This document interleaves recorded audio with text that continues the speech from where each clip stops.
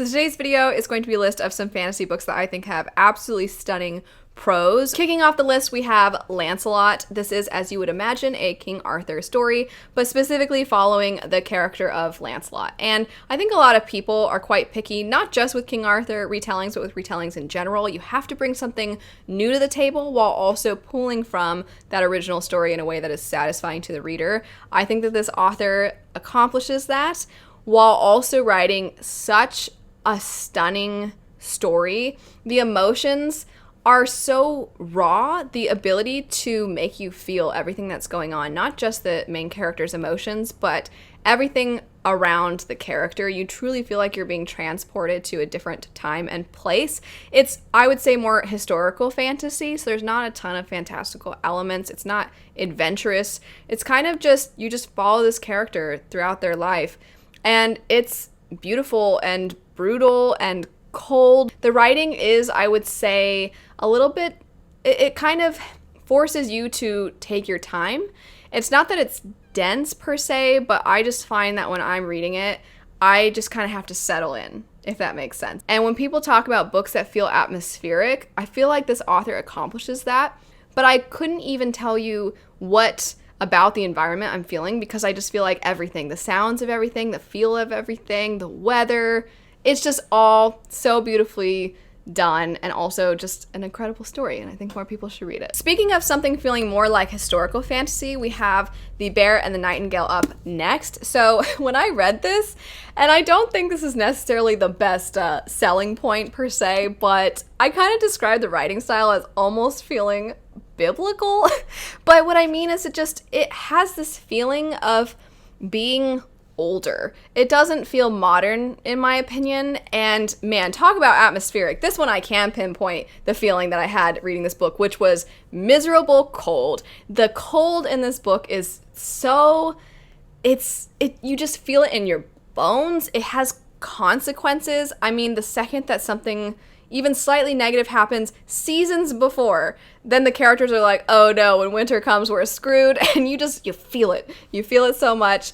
And it's just told in a way that feels also very much like a grim fairy tale. So while for a while it feels like you're reading historical fiction, when the fantasy elements come, they almost are horror-like, and it just rings of an old dark fairy tale. I mentioned Fae a second ago, and I just feel like I have to transition into this next book because it's too perfect not to, and that would be An Enchantment of Ravens by Margaret Rogerson. So this is, I think, very tropey and kind of not really doing anything new when it comes to fantasy. It's kind of relying on some folklore things we've seen before. There are fae, the main character's a human, there's a love story, it's kind of angsty. But what I love is that Margaret Rogerson found a way to take a somewhat familiar story and tell it in such a whimsical, stunning, adorable, precious way that I just couldn't help but fall in love with the book. I had so much fun with it. A lot of times when you think of beautiful writing, you have a certain kind of book in mind. And what I love that Margaret Rogerson did here is that she's like, hey, I can write a tropey YA cute love story that's very angsty and has fae, and also it can be really, really, really lovely. Next up, we have the book Senlin Ascends. So this one I would say leans a little bit on the literary fiction fantasy side. And it's something that if you find you're not typically as interested in the more kind of classic fantasy of sword and sorcery and things like that, you kind of like more abstract, you like things to be a little bit more unique, you're gonna get that with Senlin Ascends. And the way that the author kind of ties in thematic elements into the writing itself is very clever. It's almost like you don't even notice it's happening, but then you'll see certain things in the narrative that you're like, this kind of matches this other thing over here though. And I think it's one that if I were to go back and reread it, I would probably have a lot more thoughts. And I think that that's really fun when you can go back through and you can find these things, these little details. I do apologize for this next one. It's been a little bit, but Robin Hobb's writing I do think is quite good. I think that her writing is, the details and the way that she describes things are just unlike anything else I've read. I would often find myself, one, thinking that it feels quite formal, but also the way she would describe things. She just had the ability to evoke in my opinion, the exact thing that she was going for. It was never like I was reading a description. It was like I was experiencing what the character was experiencing, which is why I think, because if you don't know Robin Hobb, there's a lot of emphasis on mental health, and specifically one of the characters is very depressed and a lot of bad stuff is happening, which is why I think that it doesn't always make for a very enjoyable reading experience. Like, you appreciate it, and a lot of people love it, and they would use the word enjoy, but at the same time, you're almost uncomfortable and you're sad alongside the character. And I think that has everything to do with the way that the author is able to write what's going on. One thing I do want to mention really quick, because I have read this other book more recently, and so I just kind of want to shout it out too. The book The Thief by Megan Whalen Turner. There's something about her writing that reminds me of Robin Hobb's writing a little bit. It's just that the characters in this one aren't necessarily super sad all the time. So I just want to shout this one out for a second too, because I think that the writing style in this one, it's nice. There's something about it. It's really pleasant. Next up, we have a couple that are both maybe a little bit on the purple prosy side, but if you like really over the top, a little bit dramatic sometimes, but just really extravagant writing, I think you might enjoy these next two. One of them would be The Queens of Innisleer. This is a King Lear retelling. We dive very much into the characters themselves, but it's the atmosphere that the author creates and the way that she describes things. And it's not so much the way she describes things like how Robin Hobb does, where you feel it alongside the character. It's more of just like you're being told this elegant story by this master storyteller, which makes sense because it's a King Lear retelling, and so I feel like it's fitting to have a writing style that kind of matches what you would expect of something that's based in a Shakespeare story. So I think if you're somebody who is looking for that, you can just get sucked into how poetic the sentence sounds. But I don't know, I'm the kind of person, because I always describe myself as very basic. Every now and then I'm like, what does that really mean though? Like, what did that mean? It sounded pretty, but it kind of doesn't make any sense. But if you're the kind of person, I feel like this is my husband. If you're the kind of person that's like, I really liked that. I don't know what it was, but the way that sounded was really nice. I feel like that's what this is. And I'm not so basic that I can't appreciate it. There were very many times that I was like, wow, yeah, stars and stuff. There's a lot of star prophecies, which is why I say it like that. But it just kind of takes something that maybe is a little more basic, like trees and plants and the sky and bugs, things like that, and the way it describes them, it suddenly is as if it's magical, even when it's not magical. So I really like this book. I feel like everybody else thinks it's so boring though, but I think it's gorgeous. Other very purple prosy one, perhaps the most so on this list, Strange the Dreamer. I cannot make a video about great writing and lovely prose without mentioning Strange the Dreamer. This is 100% a book that every now and then you're like, I don't even know what that means. I don't even know if that makes any sense. But it sounded nice.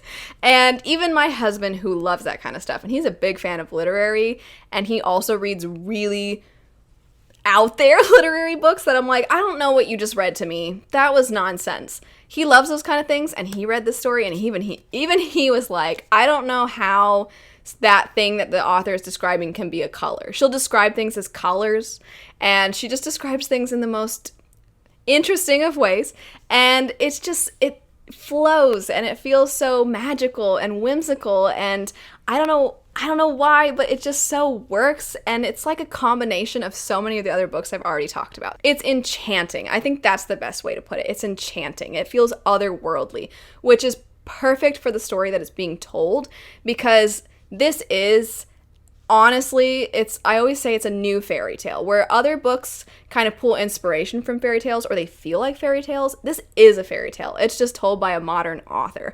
And it's so good, and it's so creative, and the way that she writes is also really creative, while also having characters that I just love and adore, and the themes are stunning. Everything about this book is so good. I will say it starts slow. And I am not normally somebody who likes this really over-the-top writing, so it might take a little bit to get into, but it's gorgeous. I love it so much. Next up, we have The Kingdom of Back by Marie Lu. This is one that I never know whether I should consider it fantasy or not, because I would say it kind of leans historical fiction, magical realism, which technically you could say is fantasy. It's very metaphorical, though, is the thing. So the setup is that we're following Nannerl Mozart, who is a real person in history. She was Wolfgang Amadeus's older sister, And most people know who Wolfgang Amadeus Mozart is. Most people do not know who Nannerl Mozart is, at least outside of certain countries. And a big theme in the story is about being remembered and being appreciated for who you are and what you do and how you behave and your skill and your talent, but then being robbed of that because of who you are.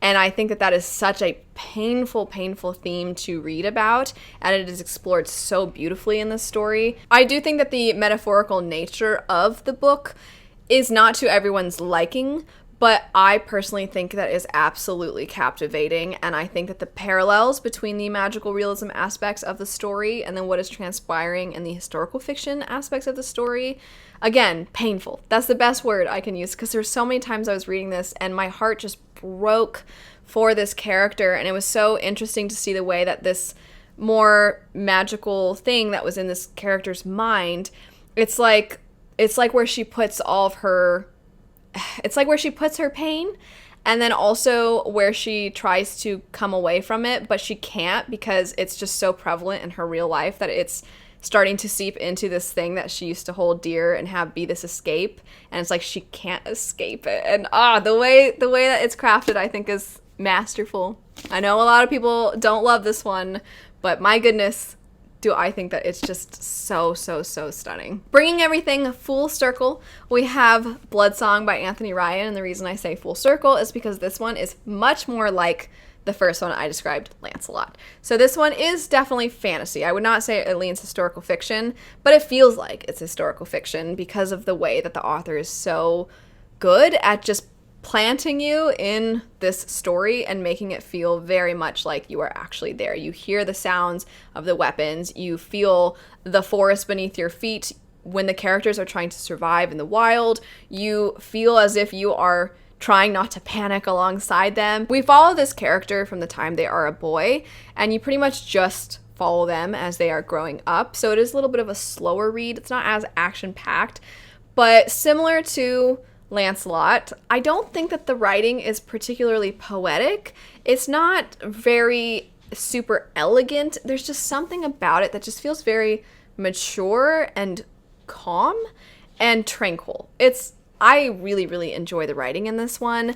I will say, the setup for the story, it's going to sound kind of similar to Name of the Wind, where you're following characters who are telling their life story, and I wanted to mention Name of the Wind as well, because I know a lot of people absolutely love the writing in that. It's just been years since I've read it, but I do remember thinking that the writing was beautiful. And this one, I would say, is not as artistic as some of the writing in Name of the Wind, but I actually kind of think I lean toward this writing style of the two, and I also just love the character so much in this one. Let me know what books you love that you think have absolutely lovely prose that are fantasy. But anyway, thanks so much for watching. I hope you have a fantastic rest of your day, and I'll see you all later. Bye.